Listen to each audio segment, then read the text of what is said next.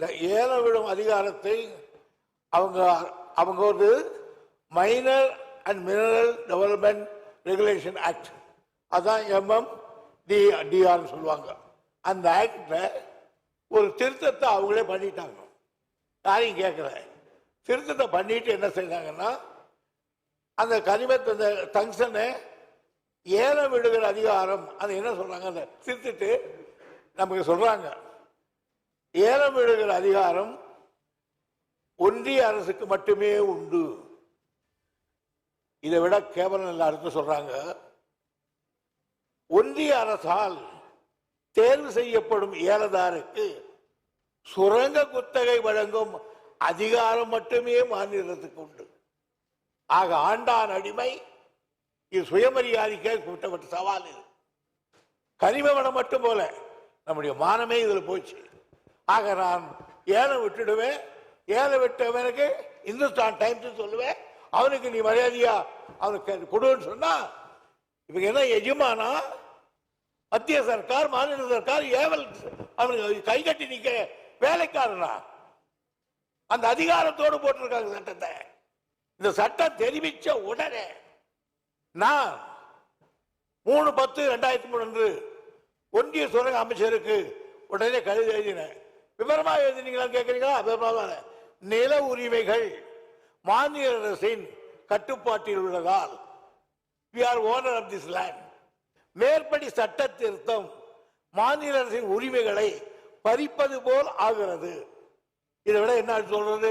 எனவே முக்கியத்துவம் மற்றும் அதிமுக்கியத்துவம் வாய்ந்த கனிமங்களை கிரிட்டிக்கல் அண்ட் ஸ்ட்ராட்டஜிக் மினரல்ஸ் சுரங்க குத்தகை அனுமதி வழங்கும் அதிகாரத்தை மாநில அரசுக்கே அளிக்கும்படி கேட்டுக்கொள்கிறேன். இதுக்கு மேல என்ன சொல்றது? ஒரு மரியாதைக்காக தான் மரியாதை சொல்ல முடியும். அடுத்து நீங்க சொல்றீங்க என்ன செய்யறீங்கன்னு.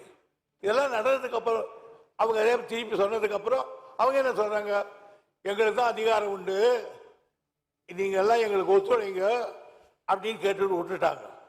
உடனே அதுக்காக ஒரு இந்த இவருக்காக மற்ற குத்தகை பார்க்கறோம்.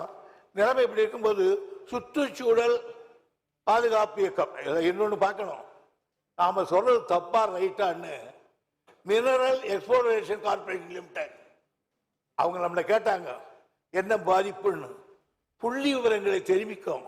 இந்த பகுதியில் அரிட்டாப்பட்டி கிராமத்தில் 0.04 ஹெக்டர் நிலமும், மீனாட்சிபுரம் கிராமத்தில் 53.58 ஹெக்டர் நிலமும் பல்லுயிர் தளமாக வரையறுக்கப்பட்டுள்ள என்ற விவரத்தை புள்ளியியல் மற்றும் சுரங்கத்துறை ஆணையாளர் அவர்களுக்கு ஆணையாளர்களுக்கு இவங்களுக்கு யாருக்கு மினரல் எக்ஸ்போர்ட்டர்கள் அளிச்சோம். ஏங்க நம்ம சொல்ல தப்பான்னு கேட்டாங்க. அதை கேட்கப்பட்ட பிறகு அதுக்கு அது கூட தள்ளிட்டு அவங்க நாய்க்கம்பட்டியில 24/2/62 ஒன்றியத்தில் ஏலம் விட்டுட்டாங்க. விட்டுட்டு சொல்றாங்க இந்துஸ்தான் நிறுவனத்துக்கு தகுதியான ஏலமாக கருதி இருக்கிறோம், அரசு அறிவிச்சிருச்சு. சுற்றுச்சூழல் பாதுகாப்பில் நம்ம கொடுன்னு கேட்டாங்க. அந்த நேரத்தில் தான் அந்த தமிழ்நாடு சுற்றுச்சூழல் பாதுகாப்பு இயக்க உறுப்பினரான சார் முகிலன் அவர்கள் சில நாய்க்கன்பட்டி பகுதியில் டங்ஸ்டன் கனிம உரிமத்தை வழங்குவதை எதிர்த்து அதுக்கு மேல கொண்டு போய் ஒரு தீர்மானத்தை அவரு கூட கொடுத்தாரு. இவ்வளவு நடந்து முடியல. அப்பவும் கேட்கலன்றதுக்கு அப்புறம் தான் நம்முடைய முதலமைச்சர்கள் பிரதமருக்கே ஒரு கடிதத்தை அற்புதமாக எழுதினார். இதுவாது எப்படி டங்ஸ்டன் சுரங்கத்தை கைவிடவே ஒன்றிய சுரங்க அமைச்சருக்கு அறிவுறுத்துமாறு அந்த அமைச்சருக்கு எழுதினேன். தலைவர் என்ன எழுதுகிறார், முதல்வர் எழுதுகிறார், பிரதமருக்கு எழுதுகிற கடிதத்தில் இந்த பகுதியிலே டங்ஸ்டன் சுரங்கத்தை திட்டத்தை கைவிட ஒன்றிய சுரங்க அமைச்சருக்கு அறிவுறுத்துமாறு மாண்புமிகு தமிழக முதல்வர் தனது 28/11/2004 கடிதத்தில் குறிப்பிட்டு பிரதமருக்கு கடிதம் எழுதினார். பிரதமரும் பேசாமட்டார். ஏன்? இந்துஸ்தான் லிமிடெட் வேதாந்தா பிரபாகரம் ஆகியனால நாங்கள் எல்லாத்தையும் செய்யாமல் நாங்கள் செய்திருவோம். நீங்களே என்ன பேச போறீங்க சொல்றீங்க?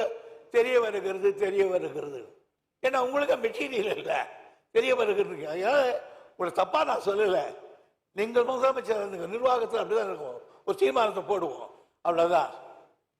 மாண்புமிகு எதிர்க்கட்சி தலைவர் அவர்கள். மாண்புமிகு பேரவைத் தலைவர்களே, ஒரு மூத்த உறுப்பினர் தன்னுடைய பேச்சில் நிறைய சர்ச்சைன்னு சொல்றாரு. நாங்க கேட்கறதை நீங்க கடிதம் எழுதியிருக்கிறீங்க, என்ன விவரம் எங்களுக்கு எப்படி தெரியும்? நீ சொன்னா தானே தெரியும். இப்பதான் நீங்க சொல்லி இருக்கிறீங்க, அதனால தெரிய வருதுன்னு நான் சொல்றேன். இதை நீ கிண்டல் அடிச்சு தீர்மானம் இப்பதானே வருது, இப்பதான் கடிதம். நாங்க அங்க இருந்த கடிதத்தை உங்களுக்கு கொண்டு அனுப்பணுமா? இல்ல அவங்க, அதாவது நீங்க சொன்னது அவங்க என்ன சொன்னா தெரிய வருகிறேன்னு தான் நீங்க சொல்ல முடியும். உங்களுக்கு கவனத்துக்கு நாங்க தரலங்கிறத அவை முன்னவர் தெளிவுபடுத்திட்டாங்க. எங்களை பேச விடுங்க பேரவைத் தலைவர்களே. பேரவைத் தலைவர்களே, தாங்கள் எழுதிய கடிதம் எங்களுக்கு எப்படி தெரியும்? நீங்கள் அதை வெளியிட்டு எங்களுக்கு தெரியும். அதான் தெரிய வருகிறது நான் சொல்றேன். தெரிய வரை சொல்ல மாட்டேன் விளக்கம் நீங்க சொல்லி இருக்கிறீங்க. அதைத்தான் அவங்க பதிவு பண்ணாங்க. நீங்க இப்படித்தான் எழுத முடியும்னு சொன்னாங்க. அவை எதிர்கட்சி தலைவர்கள் அனுபவமிக்கவர், முதலமைச்சர் இருந்தவர், அமைச்சராக இருந்தவர். நீங்க முதலமைச்சராக இருக்கும்போது மத்திய சர்க்காருக்கு எத்தனையோ கடிதங்கள் எழுதினீங்க. அதுல ஒன்னாவது எங்களுக்கு கொடுத்துருக்கீங்களா? இன்னைக்கு சார் அரசு சார் ஒரு அரசு இன்னொரு அரசு சீஃப் மினிஸ்டர் பிரைம் மினிஸ்டர் எழுதுறார், அது உங்களுக்கு அனுப்பணுமா? சார் நியாயமா இருக்கு. நீங்க ஒண்ணு கேட்கற சார், இது ஆதரிக்கிறீங்களா எதிர்க்கிறீங்களா சொல்லி விடுங்க சார், முடிச்சிடலாம். மாண்புமிகு முதலமைச்சர் அவர்கள். மாண்புமிகு முதலமைச்சர். மாண்புமிகு பேரவைத் தலைவர் அவர்களே, இங்கே எதிர்க்கட்சி தலைவர் அவர்கள் நாடாளுமன்றத்தில் உங்கள் உறுப்பினர் இருக்கிறாங்களா, இவ்வளவு பேர் இருக்கிறாங்க இவ்வளவு பேர் இருக்கிறாங்கன்னு பெருமையாக பேசுறீங்களா, என்ன செஞ்சீங்க அப்படின்னு ஒரு கேள்வி கேட்டார். எங்களுடைய நாடாளுமன்ற உறுப்பினர்கள் நாடாளுமன்றத்தில் கடுமையாக எதிர்த்திருக்கிறார்கள். நான் கூட எதிர்க்கட்சி தலைவர் ஒரு ஆதாரமாக பேச மாட்டார் என்று இப்பொழுது அமைதியாக இருந்தார். ஆனால் இப்பொழுது நான் விவரத்தை கேட்டு ஆதாரத்தோடு சொல்லுகிறேன். எங்களுடைய நாடாளுமன்ற உறுப்பினர்கள் கடுமையாக எதிர்த்திருக்கிறார்கள்.